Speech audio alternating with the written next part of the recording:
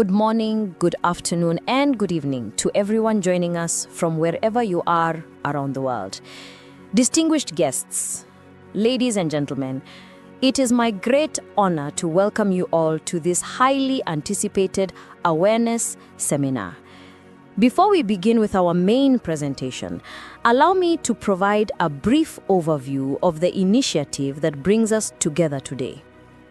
INSTAL Africa, Innovation, Science and Technology for Action and Learning in Africa, is the result of collaborative efforts initiated in October 2023. This initiative leverages the Drosophila melanogaster fly model and state-of-the-art infrastructure to enhance fundamental research capacity in Rwanda.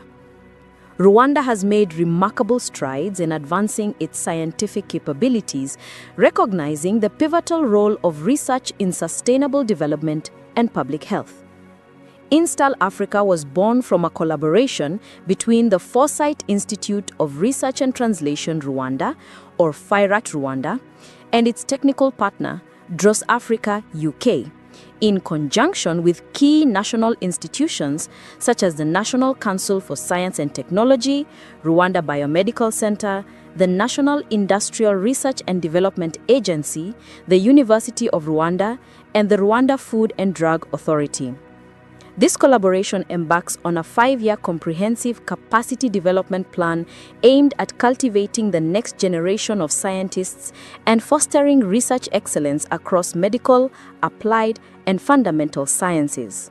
From healthcare innovation to agricultural production, this partnership envisions driving progress in public health and sustainable development across Rwanda and beyond. It is against this background that we convene today, united in our shared commitment to advancing science, technology, and public health for the benefit of our communities. With that foundation laid, it is now my distinct pleasure to introduce our invited guest speaker. Ladies and gentlemen, it is our great pleasure to introduce our distinguished guest speaker for today's INSTAL Africa webinar, Dr. Abass Alao Safiriyu. Dr. Safiriyu is an accomplished medical physiologist, dedicated neurovirologist, and seasoned academic with over 12 years of university teaching experience and more than 8 years of cutting-edge research in neuroscience, virology, and diabetes. His work is driven by a passion for understanding the mechanisms behind complex human diseases and developing innovative solutions to emerging global health challenges. He earned both his bachelor's and master's degrees in physiology from the University of Ilorin, Nigeria, before receiving the prestigious Ministry of Human Resource Development Scholarship from the Government of India to pursue his PhD in physiology, specializing in neurovirology at the Indian Institute of Science Education and Research, Kolkata.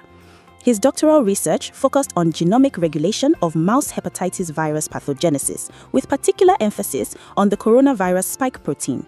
Throughout his career, Dr. Safiriyu has demonstrated an outstanding commitment to education, mentorship, and scientific capacity building.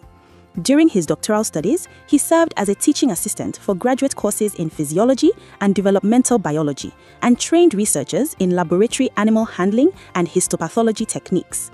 Today, he serves at the College of Health Sciences, Kampala International University in Uganda, where he lectures students in medicine, nursing, and pharmacy while mentoring postgraduate researchers. At the forefront of his current research, Dr. Safiriyu is applying his expertise in coronavirus biology to develop mimetic peptides that inhibit viral host membrane fusion, an approach with the potential to advance broad-spectrum antiviral therapies against beta coronaviruses. He is also leading efforts to establish sustainable and affordable mouse hepatitis virus models of multiple sclerosis within African research institutions, creating opportunities for world-class neurological research without the need for high-containment laboratory facilities. Today, Dr. Safiriyu will be speaking on the topic, Modeling Multiple Sclerosis in Africa, Leveraging Coronavirus Spike Gene for Antiviral Discovery. His work is a remarkable example of how fundamental research can be translated into innovative solutions that address Africa's unique scientific and public health challenges while contributing to global biomedical discovery. Dr. Safiriyu, we are honored to have you with us today. The floor is yours.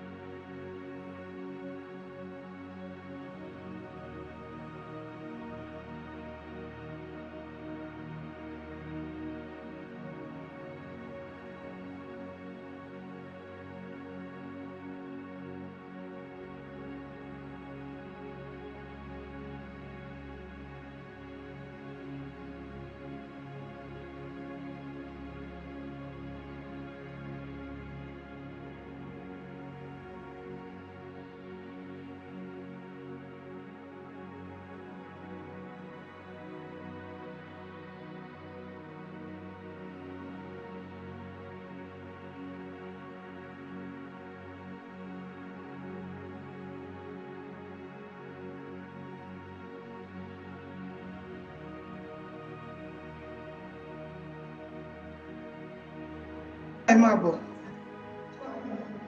Ẹ mú kíní yín yẹn kàn.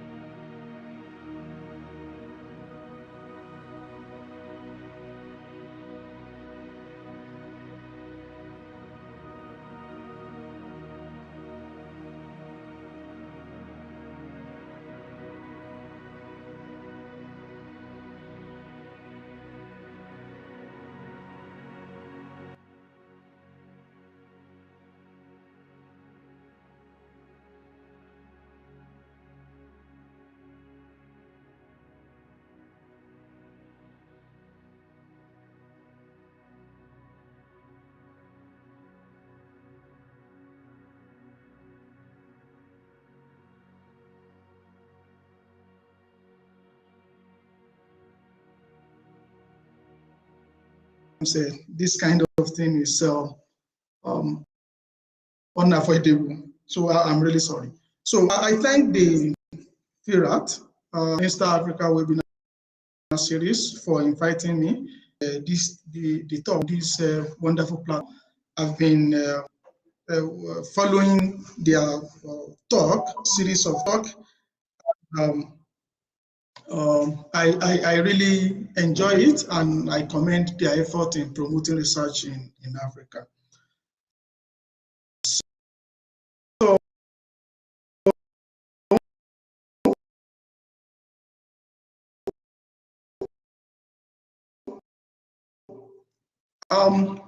in order not to waste time again, and which is one of the main area in this talk, the protein and our efforts towards antiviral drug discovery.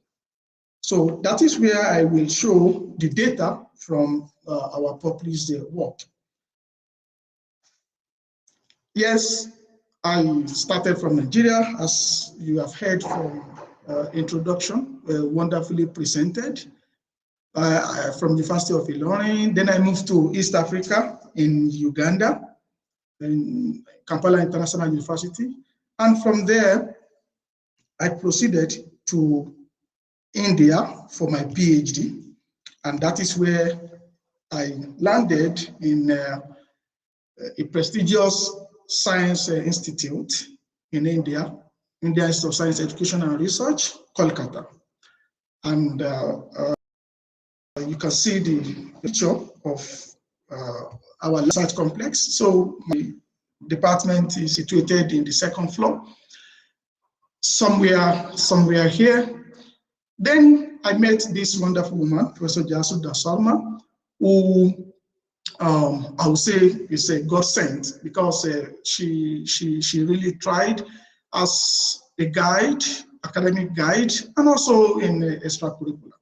So in our lab, the research area is broadly neurobiology of diseases, and specifically coronavirus neurovirology and neuroimmunology. And of recent, like since 2015 or so, the cancer research is also going on in the lab. Here, I will make it known that the slide I'll be presenting, if I did not cite, then that means the work this from the lab of Professor Delasu Dasarma or from the US, because she has over 2 decades of experience in University of Pennsylvania. That is, most of the techniques we use in the lab actually was from University of Pennsylvania in the US. So I proceed into the talk proper. Multiple sclerosis. So this disease is not that common in Africa. Yes, because we truly the burden is less. But what is multiple sclerosis? It's a human neurological disease, and its hallmark is neuroinflammation and demyelination. So in our basic biology, we know myelin sheet called the axon, and the axons, they are the one that transfer of information between neurons.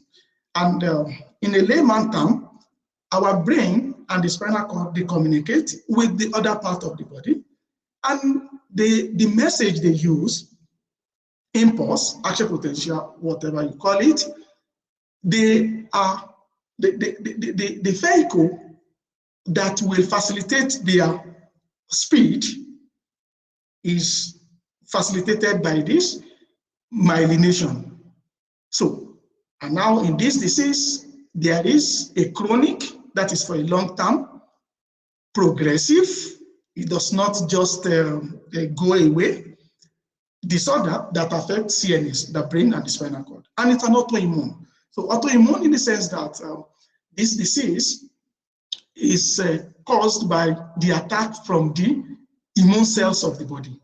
So the protein, the lipids component of the myelin sheet, they are being attacked by the immune cells of the own body, and it causes the loss of this myelin. And when there is loss of this myelin, the communication between the CNS and the other body parts become them, because the speed is gone.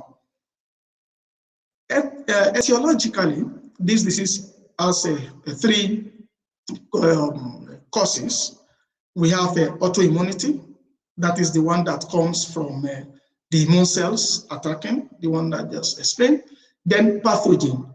So some pathogens, virus, bacteria, and some parasites, they have been implicated in most of neurological diseases, but particularly for MS, that is multiple sclerosis, where Epstein-Barr virus has been implicated to be cause of like part of the risk factor for the development of MS. And because it has been shown that most of the MS patients, they have this virus. Okay, there are other factors like microbiome, the diet, like some lifestyle, smoking, alcohol, and sunlight. Now, it is known that this disease is more prevalent in women than men, more in white people than black. Actually, that is why we are not aware of it that much. Then geographical location. People living in the North Pole, like the North America, Northern Europe, they have this disease more than we are at the equator. Then there are a lot of symptoms that this disease can present, because when there is neuroinflammation and demyelination, then the communication generally will have problem. And some of the problems that are specific for multiple sclerosis involve the optic neuritis, that is visual impairment, let me just put it that way. Speech can have problem, then musculoskeletal system, muscle weakness. So you find that most of these patients, they end up in the wheelchair. And also sensation impairment, numbness, And the communication to the visceral organs, the intestine, the bladder, they could have problem as well, and we can have a urinary problem like incontinence, and a lot of things can go wrong because of the communication problem between the CNS and the other body part, and even within the CNS itself. Now, talking about the epidemiology of this disease, of 29 per 100,000 people in 2013 has increased to 44 by 2020. Now, in the North America, Canada has a 290 per 100,000 people, USA 288, then Northern Finland 219, Sweden 215.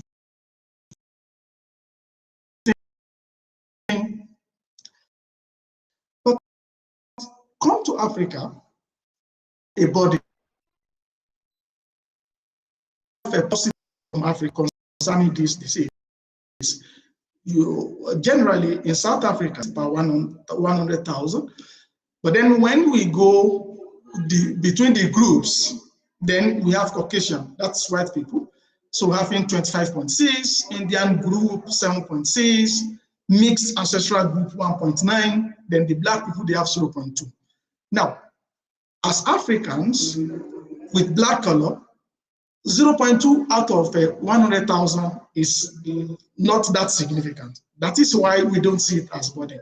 Now, if we move a little bit to Northern Africa, Egypt, Algeria, Libya, they have a substantial prevalence of this disease, but then it's still not in any way close to people of the North America and Northern Europe. So,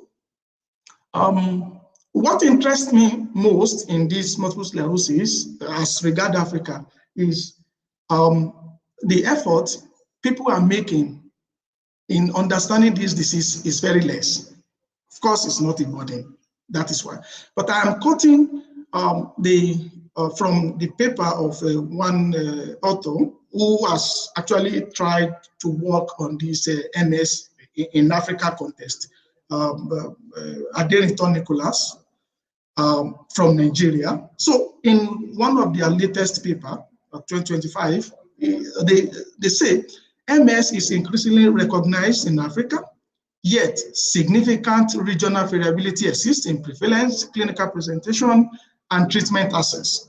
The findings show that the urgent need for improved diagnostic capacity, equitable treatment access, and research on MS in African populations. Now, I want us to take note of the research on MS in African population. Concerning clinical research on MS, even though we are not doing so well, but at least we can find a few papers. But then on the biomedical-based, laboratory-based research on MS, I don't think we have any in Africa. So, and of course, we may feel we have less facility in Africa, but still we need to contribute to global science. Okay, so that is why this kind of talk will be an insight for us in developing this the model.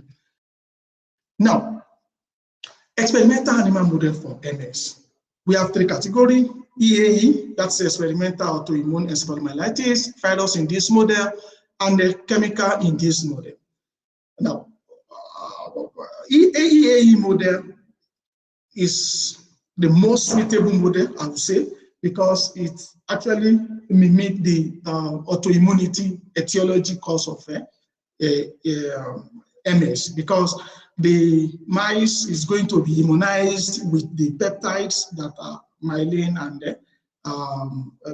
that are lipids and protein of the myelin sheath. And so that will sensitize the animal to attack the myelin sheath. And then demyelination is going to be induced.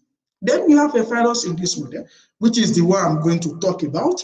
And we have a mouse hepatitis virus, MHV, thaler murine encephalomyelitis virus, TMEV, and a Semmeliki forest virus. So this one, a neurotropic virus like MHV can induce demyelination. And that is what I'm going to talk about in the subsequent slide. Then we also have a chemical in this model where we use caprizone, lesulecitine, ethidium bromide to induce demyelination. MHV belongs to coronavirus. That is what brings the coronavirus. I know most of us, we do not really know what coronavirus is, what problem they can cause until 2019 when we have a pandemic of COVID-19. So I'm telling you now that we have had coronavirus before, but they were not that, they didn't pose so much threat on the human populace like the SARS-CoV-2 pose. So we have SARS-CoV-1, HKU1, MERS-CoV, and SARS-CoV-2. Now, the point I want to make here is 4 groups, like 4 genera, are there for the family coronavirus.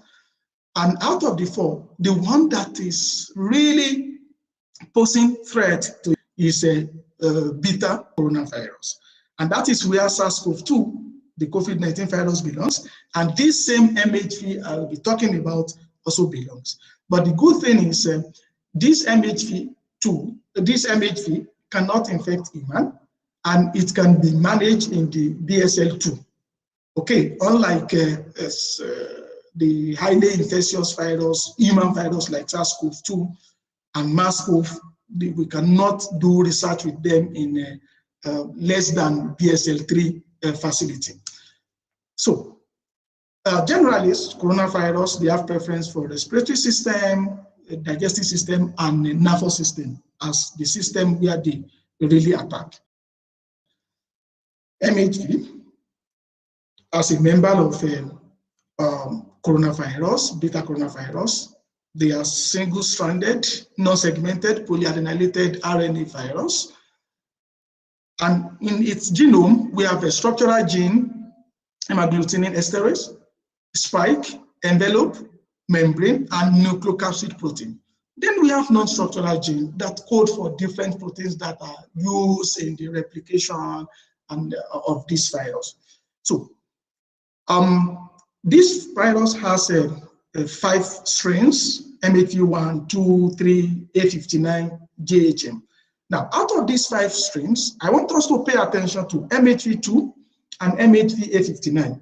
MHV2 cause hepatitis and meningitis. That is inflammation of the meninges, the covering of the brain. But MHV-A59 has a dual tropism. It's hepatoneurotrophic. It causes hepatitis and causes meningoencephalitis.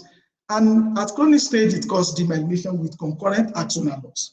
So MHV-A59 is a demyelinating strain, and MHV2 is a control strain for it. And all of them, they use the receptor, okay, CA-CAM1, that is carcinogenic antigen-related cell adhesion 1.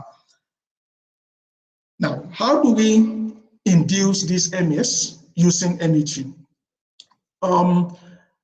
C57BL6 mice is the choice of the mouse strain that is used, because other strains, they have shown some resistance, and like Balsi, okay, the white mice, we have tried it, but not all of them were able to get infected. So also simply, C57BL6 is the choice. Now, 4 weeks old C57BL6 mice is going to be inoculated intracranially with this MHV, demyelinating strain. Then the brain and the spinal cord is going to be affected.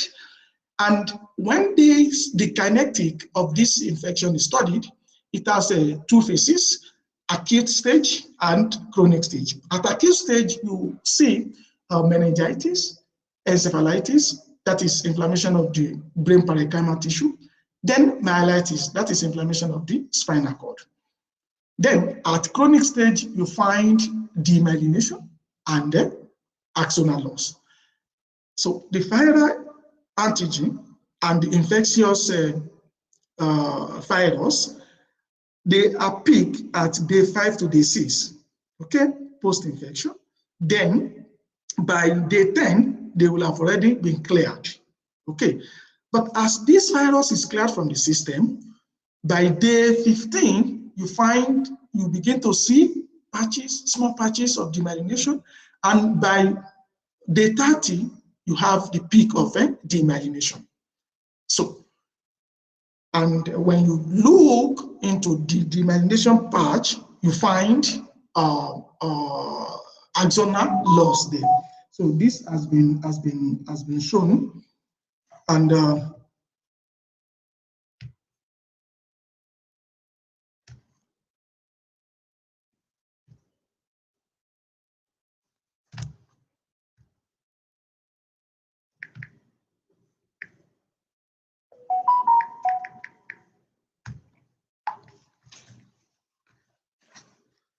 so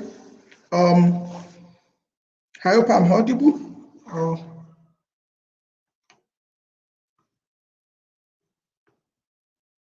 Can anybody talk from the studio? Am I audible?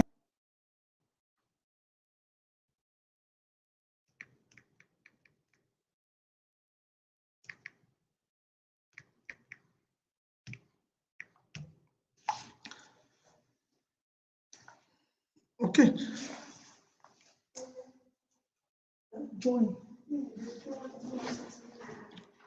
Hello?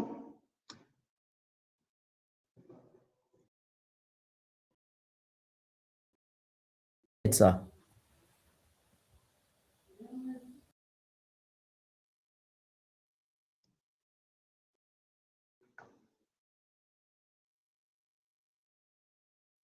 Hello?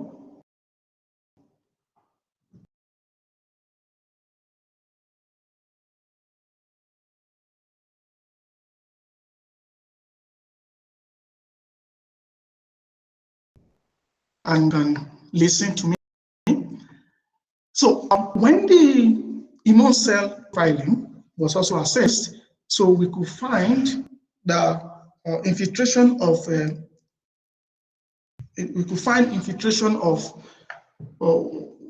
blood immune cells. Most of them peak at day 7. Only neutrophil, okay, peak at day 3 and get cleared. Then microglia, if you look at the microglia here, you find that the microglia is still there till even day 30. And that is why in the plaques, the myelinating plaques, we do find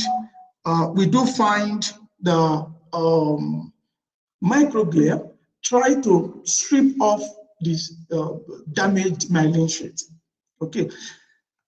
And this is micrograph of IHC, trying to show the viral antigen spread in the brain and the spinal cord. So this is the model basically. So, and if anybody in Africa is interested, so we are through FIRAT, we are open for collaboration. Now we continue into now the real science of understanding the neuropathogenesis of this MHV, okay, which we use in the aspect of virology and in the aspect of neuropathology. So MHV59 is a neurotropic and hepatotropic. MHV2 is only hepatotropic. So only meningitis MHV2 show. Then we focus on the spike protein. The spike gene of MHV2 is inserted into the background of MHV59. This is to answer the question of the difference in MHV2 and MHV59. Could it be on in the neuropathology they induce? Could it be that it is the spike responsible? Then the spike of MHV2 is inserted in the MHV-A59 background. And when the pathology is compared, okay, as shown in this figure, you find that everything is still negative. Everything, myelitis, optic neuritis, demyelination, axonal loss is still negative for recombinant strain MHV2. Only encephalitis become positive. That tells that the factor, the control, the genomic control of demyelination is marked on the spike gene. The MHV59 to cause demyelination is there on it. Okay, and this I need to add, this recombinant strain has a EGFP, that is enhanced green fluorescent protein, incorporated in the genome, so that we can track this virus using the green fluorescent in the in vivo system and in the in vitro, the cell culture system. So the subsequent slide, you'll be seeing green. So when you see green, you are seeing the virus. Now, we also show that cell-to-cell fusion, which is a feature of some viruses that indicate the virulence. If a virus is virulent, it tends to cause a syncytia, that is cell-to-cell fusion. So it's a mechanism by which the virus try to evade the immune attack, because one cell gets infected, then infect the neighboring cells, and they have megakaryocyte cytoplasm. They have a mega cytoplasm, and you find the nucleus there. So that immune system cannot recognize them as infected cells. And using that, they spread in no time in the tissue or organs that they have infected. So these two recombinant strains, RSA59 and RSMHV2, we show in this culture cell that RSA59 can cause syncytia formation and RSMHV2 cannot. Again, we now join the quality of demyelination and fusogenicity as a factor of spike protein. Then another observation is in the spinal cord, viral antigen of RSA59 can spread from gray matter to white matter, but for RSMHV2, the viral antigen is restricted in the gray matter. So, and even in the brain parenchymal tissue, the RSA59 can spread well, and the RSMHV2 is limited in its spread. So, all in all, is pointing towards that the A59 is virulent, and its virulence is mapped to its spike protein. Now, this spike protein, let's have a look at it. It's a trimeric protein, and it has two subunits, subunit 1, S1 subunit, and S2 subunit. Functionally, S1 subunit has a receptor binding domain to which the virus used to bind to the host cell. And S2 subunit will facilitate the binding. Okay, we facilitate the fusion of the membrane of the virus with that of the host cell, so that the life cycle can go on for the particular virus. So, but if we look at the S1 subunit, we can see receptor binding domain as the major functional domain there. Then we have a C-terminal domain also.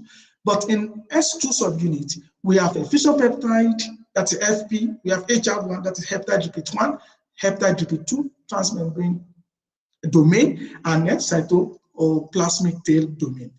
So we proceed, but let's take note of these domains on the S2 subunit, because the subsequent talk will be on S2 subunit.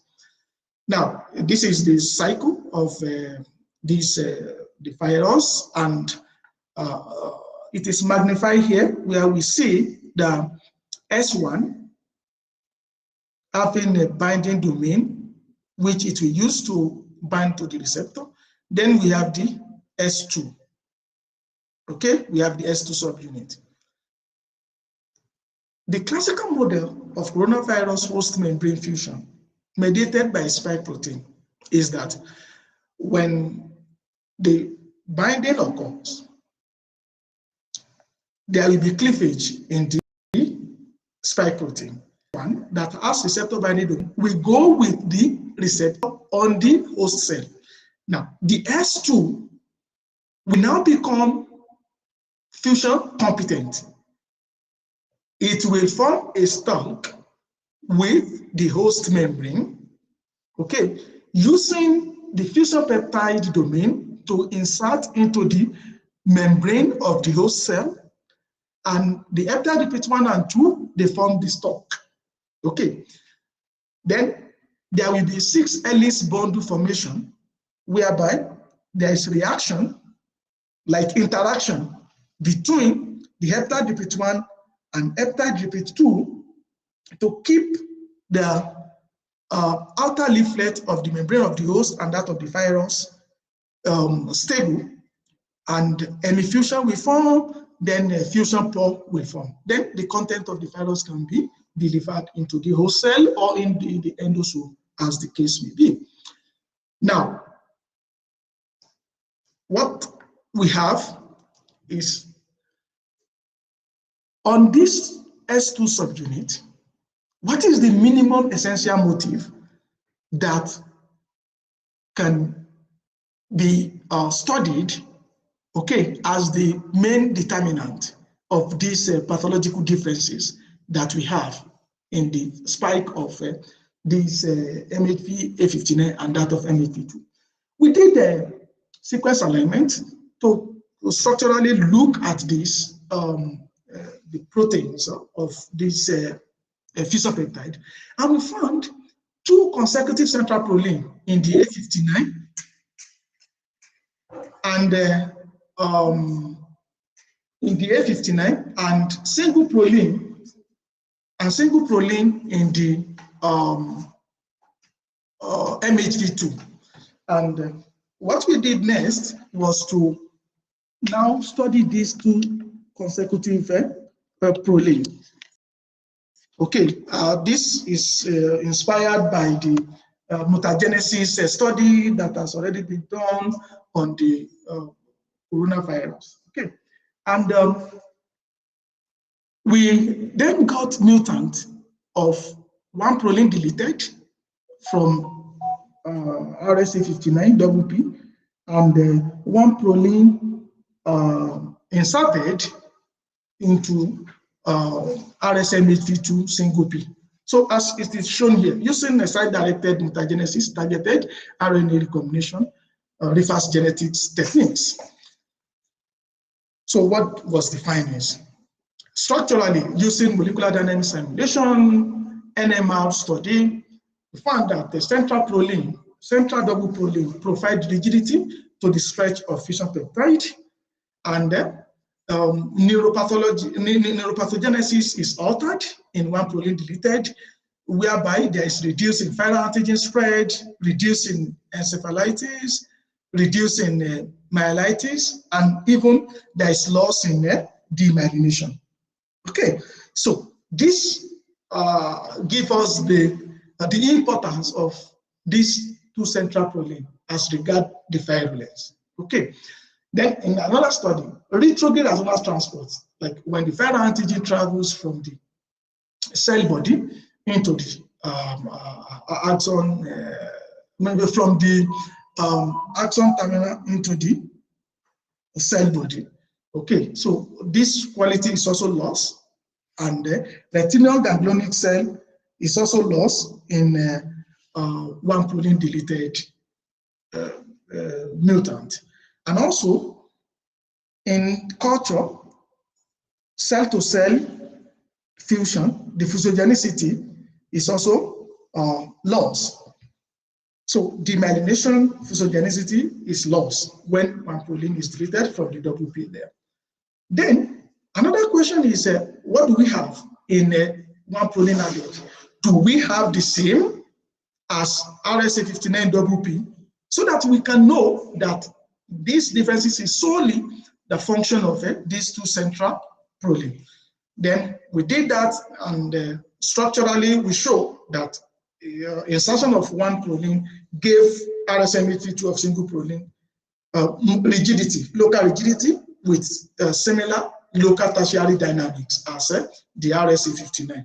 And in the neuropathology study, we have increase in viral antigen spread, translocation of viral antigen from the gray to white matter, and induction of demyelination. And there is a gain of physiogenicity.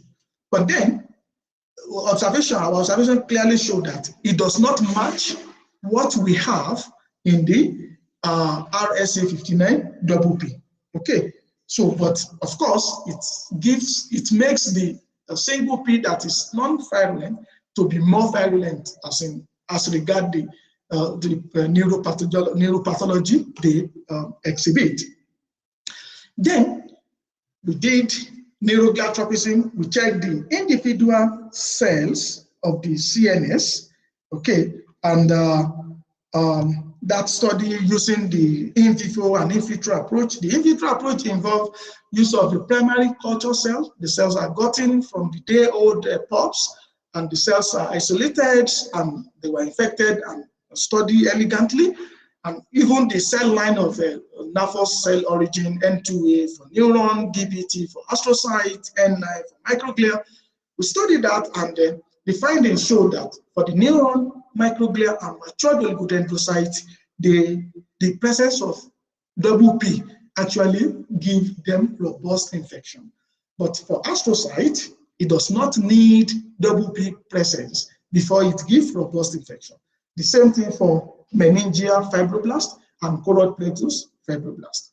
So then, with this understanding, we said, we hypothesized that this fusion peptide with two central conservative proline and its neighboring hydrophobic amino acid may be an important therapeutic target for restricting viral antigen spread and reducing neuropathogenesis.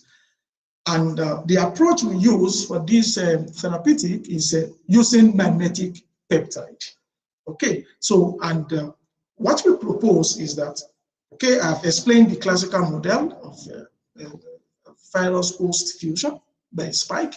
Then we propose that if we have mimetic peptide, it can competitively bind to membrane of the host and then facilitate the inhibition, and then inhibit the insertion of the endogenous fusion peptide, okay, the fusion peptide of the virus itself into the membrane host, and that will prevent or inhibit the formation of a prehairpin, which is a rate limiting step in the membrane virus host fusion.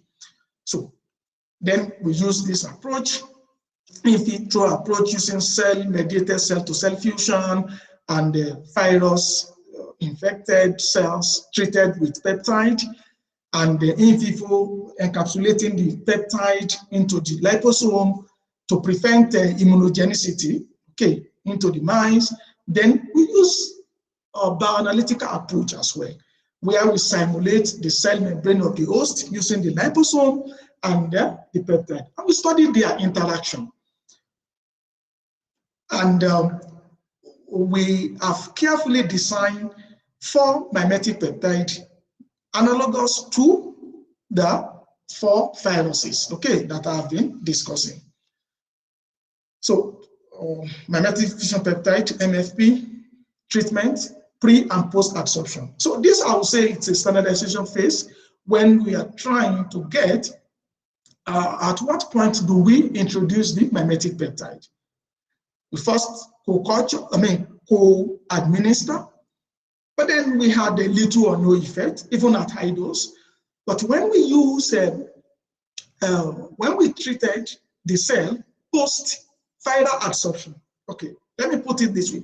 Viral absorption is the virus has gotten to the cell and now ready to bind and fuse. Okay, so at that time we introduced the fusion peptide, and lo and behold, we got significant result where this peptide could reduce the syncytial formation, okay, cell-to-cell formation. So because that's our easiest readout, okay, Then we now test this peptide in proper using long epithelial cell line, L2, and then N2A, the neuro cell line. So we check the infectivity using the number of syncytia and the mean EGFR fluorescence intensity.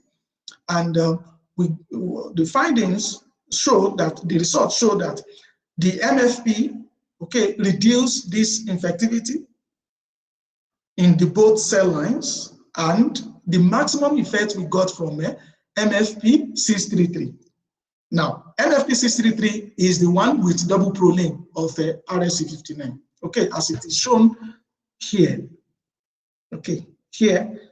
So we are, okay, just have a quick look at this code. 633 is for this, 634 is for single P, 635 is for single P of M8V2, and 636 is the double P. Now, then we check for the replication, where we did the viral titer, we measure the infectious virus, and we measure viral proteins, spike and nucleocapsid, and the viral gene, the nucleocapsid gene. And it shows, the result shows that MFP633 inhibited the replication of the virus in the both cell line, and also MFP636 restricted the replication in the neural cell line. Then we check the infection. Okay, single P. We now use single P to infect the cell. RSMHG2 single P. We check the infectivity and the replication, and we find that all of them, the four who reduce the RSMHG2 single P infectivity, but there is a comparable effect in 633 and 634. What is this telling is that even single P peptide can inhibit this infection because the infection is a single P, meaning the target is somewhat this double P as we have carefully designed it. Okay, and we got the same observation in the replication. Now, virus-free cell-to-cell fusion assay. This one, we have two cell lines. One is expressing the spike, and like we transfer the spike protein into it, and also we have another cell line that is expressing the receptor. Then they are co-cultured, then they fuse, and we have transfected the RNA polymerase for luciferase, okay, in one cell, and the luciferase gene in another cell, so that when they are co-cultured and fused as a sort of the action of the spike protein and the receptor, they fuse, then the luciferase gene will meet the luciferase polymerase, and then there will be translation. Then we have luciferase protein. Then this luciferase protein, we introduce the substrate to it, and it will give the reaction where it will glow the light, and using luminometer, the light is measured. And this is what we now use to determine how much fusion we have. So we did that. We standardize, we ensure that, yes, when the spike is present, there is significant difference. And we even use immunofluorescence, because we say seeing is believing. We use immunofluorescence, and if you look at the insert here, these are two cells fusing. Okay, this is the spike, this is the receptor, and now the fuse here, you can see yellow, because when red meet green, they give yellow. So then we treated with the peptide, and the result we got replicates what we have in the real infected culture, where MFP, all of them reduce the infectivity, but then the maximum inhibition is gotten from 633. Then for the bioanalytical approach, we use CD. So CD, I won't go into the technicality of this procedure. So let me just, because of time, let me just talk about the result. So the result shows that the double P, 633 and 636, they have more helical content than the single P. So to put it in perspective, the peptide of double P, they interact more with the liposome on the membrane than the single P. Then we use ITC. So ITC happens to show substantial binding with in 633 and liposome. Okay, the other MFPs, like the other mimetic fusion peptide, they didn't show a substantial binding. Okay, so again, this shows that yes, 633, the double P, okay, is having a very good interaction with the membrane. Then we use FRET. Okay, that's resonance, fluorescence resonance electron transfer. It's an established techniques that they use to check the fusion kinetic, okay, of peptides. So briefly, you have one vesicles with probes and the other one with no probes. Then you introduce your peptide, and if they fuse in the presence of peptide, you measure how fusion, like the ability of fusion that you obtain in terms of percentage. So, and when this was done, what we got was the highest fusion ability is showed from 633, and the other ones, they show it in this order of double P again, single P and single P. Then we use a steady state fluorescence anisotropy technique as well. This one also showed that the double P containing mimetic fusion peptide, they are positively correlated with the effective interaction with the liposome. And we now move this MFP 633 further into in vivo study. So where we encapsulate it in the liposome and treated it alongside the virus inoculated intracranially. And we check the viral antigen spread in the cortex and the brainstem.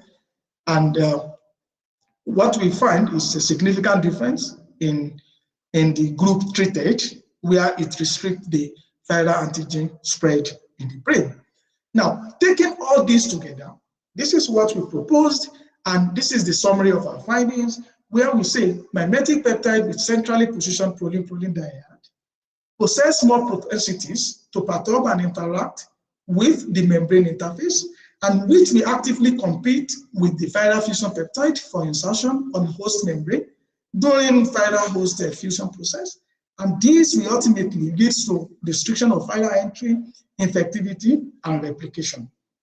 So now the end of this my presentation, but I want us to have this take home. Okay, even if whatever I've been saying is jargon to some that are not in the field of virology or neuroscience, but then you will have this take-home message where we say there's need for biomedical research on MS in Africa, and murine coronavirus MHV in this model of MS can be harnessed.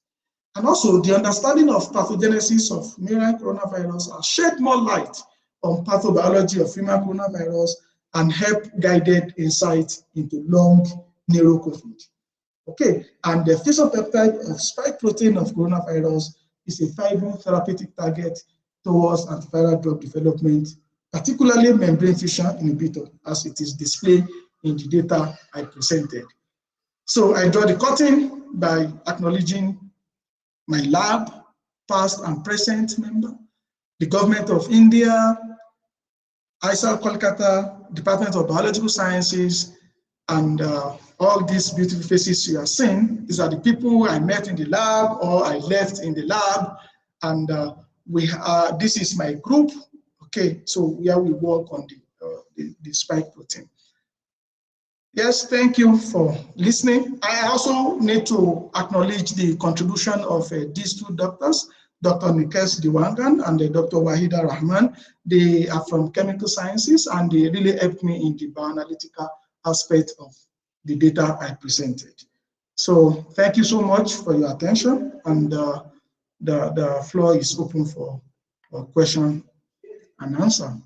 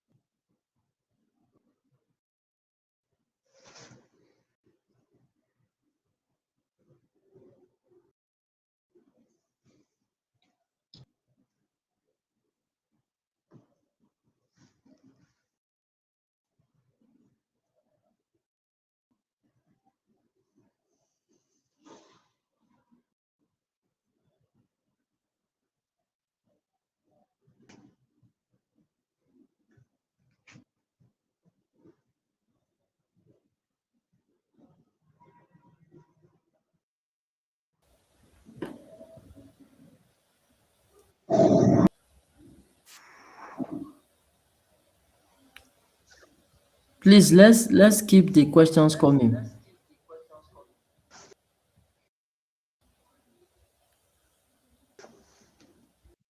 Yes, hello?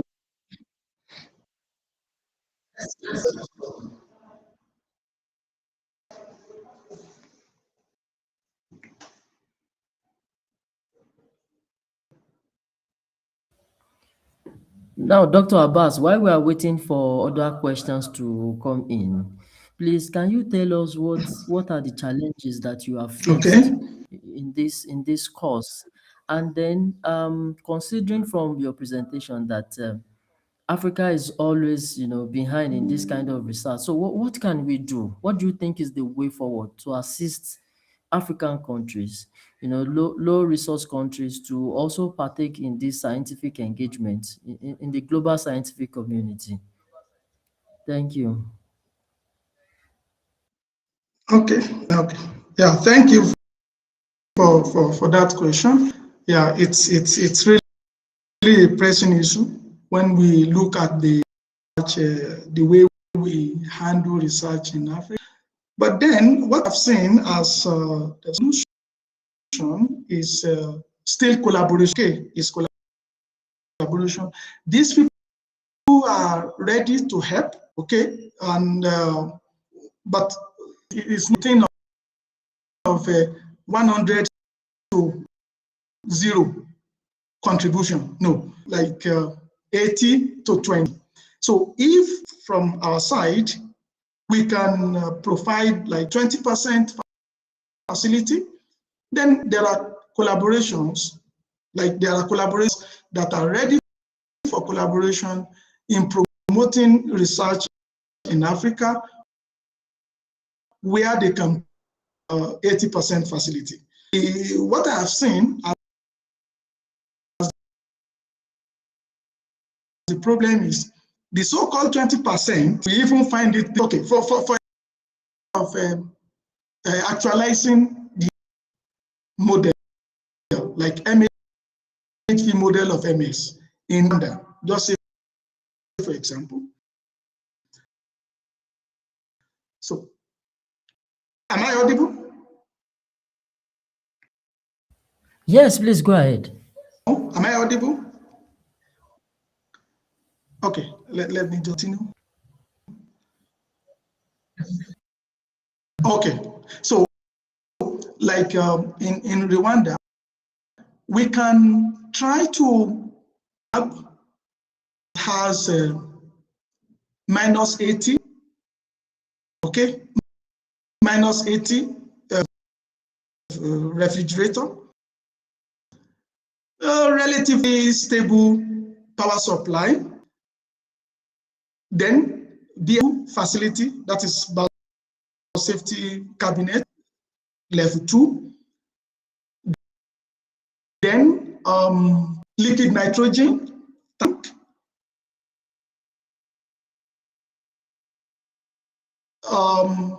provide that thing that is needed,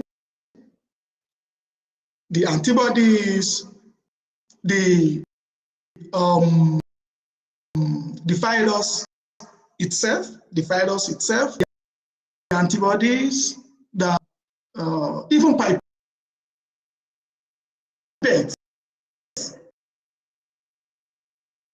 the glasses that are needed, like the tools that we can get the fluorescent microscope. Okay, I mean the facilities are needed can be gotten. Then to provide this to 20%, but if we have that capacity of providing 20% facility, yes, I'm sure we can get the collaboration for the remaining 80%. So that is what I see as the for that.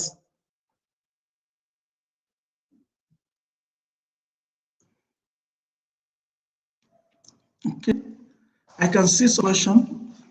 Biophysically, how does the rigid shape motif physically help virus fuse with host cell membrane faster than single proline?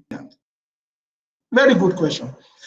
Okay, I mentioned that we have checked this, and it's what rigidity that we say this double proline provide. Okay, it helps in as like a balloon. You have a balloon. Okay, consider the balloon as the cell membrane of the host cell, and consider the fission site as or something that you want to use, or as a needle to burst the balloon. Now, if needle or something you want to use to burst is not strong, so not be able to pinch the get it busted. Okay, so in that way I can put it. Okay, so this for that. And another question is MFP633 physically block the host cell receptor, or does a decoy that takes the virus into destroying itself? Our therapeutic side did not block the host cell receptor because our target is receptor binding domain. So we are not touching it at the angle of binding. So we have a fusion. Okay. So that first answer. It act as a decoy that trick the virus into destroying. No. Not as that. Not as that. Not as that.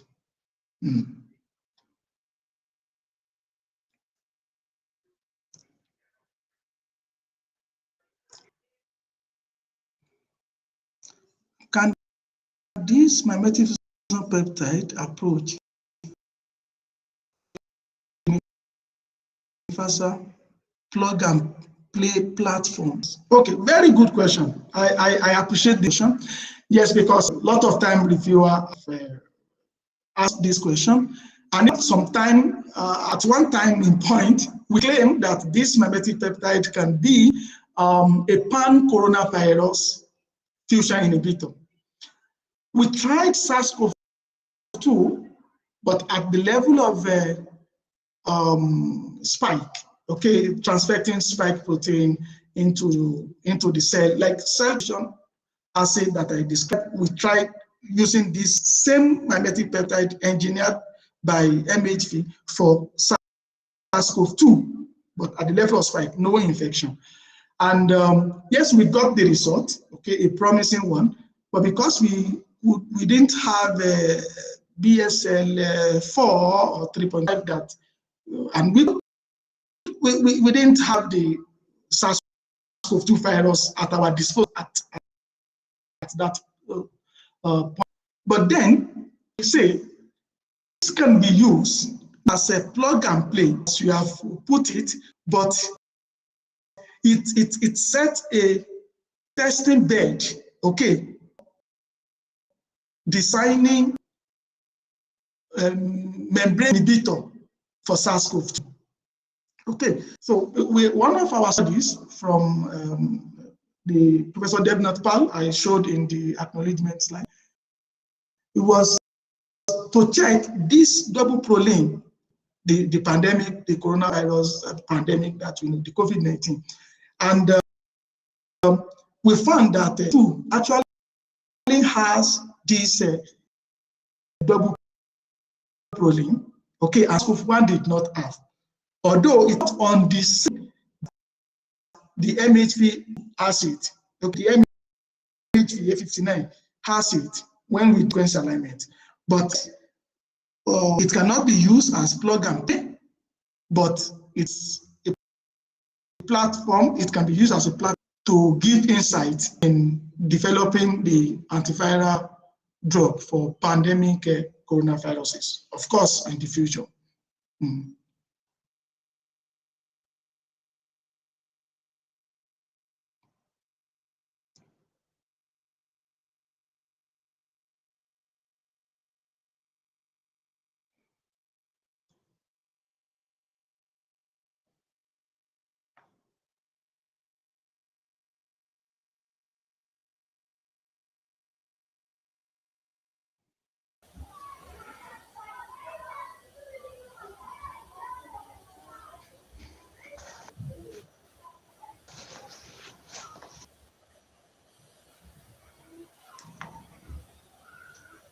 Can you see the question, sir? That's all the questions. I just saw that's all the questions. I think, but I appreciate the questions. They have put forward very good questions. I'm happy.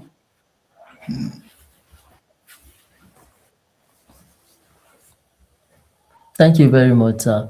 While we are still expecting some other questions, sir, I would just like you to also, shed light on. I believe that we have from our audience that are also looking up to, this kind of. You made mention of collaboration because of the fact that we don't have some of these facilities around there. So, what are the things that you think? Prospective, probably PhD candidates should also put in place to ensure that they are able to navigate and circumvent this challenge that we have in this part of the world?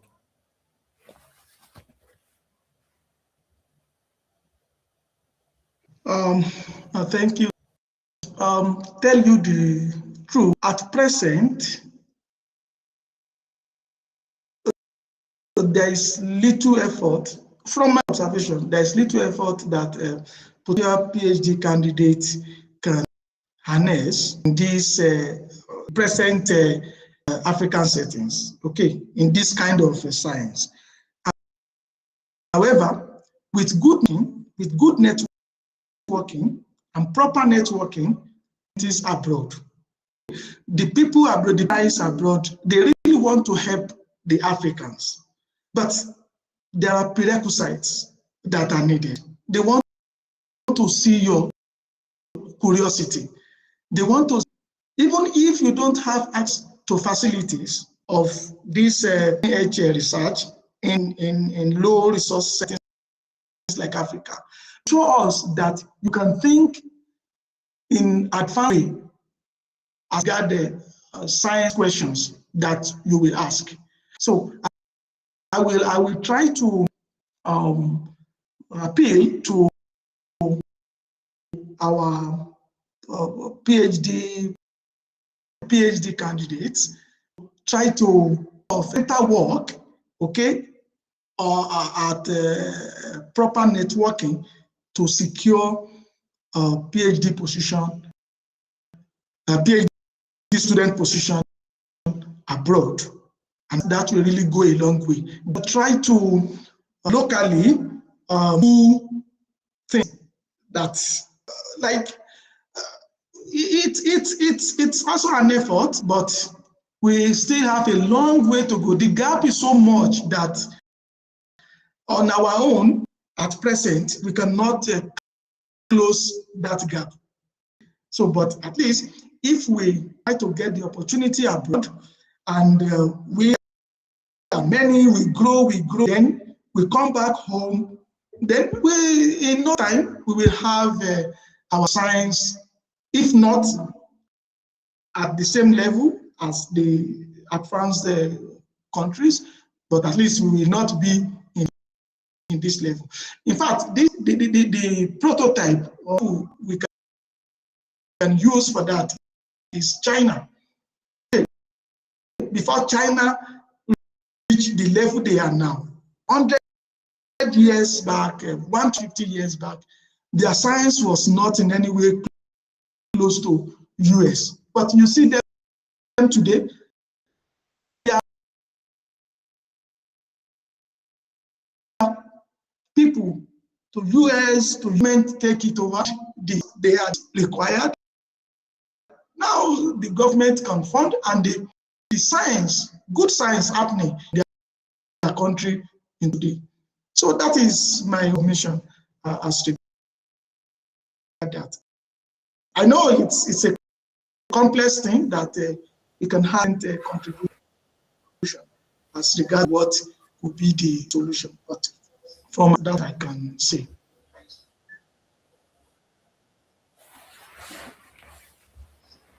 Thank you very much, Dr. Abass Alao Safiriyu, for taking your time to partake in this edition of the 23rd INSTAL Africa Science Webinar. Thank you very much for sharing from your knowledge of wealth of knowledge rather, with us, and we are indeed grateful. And I believe that many of the people, participants or listeners, must have learned one or two things from what you have shared with us. And I believe that the information are very, very vital and very educating, that we'll all take to our different scientific communities and share with our communities. Thank you very much for taking your time to grace this occasion. To our participants, our listeners, thank you very much for your time, even though we had some glitches before the commencement of the lecture by the guest lecturer. Thank you for your time, and I believe that you must have learned one or two things from what the guest lecturer shared with us.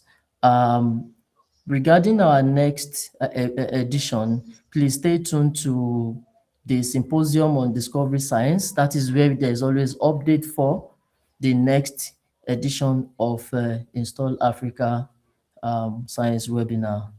Thank you very much. On behalf of the coordinator, the Mr. Blaziz, the FIRAT chairperson, the MD, Mrs. Kuderat Adedeji, thank you very much for the effort in putting all of this efforts together to have this particular edition.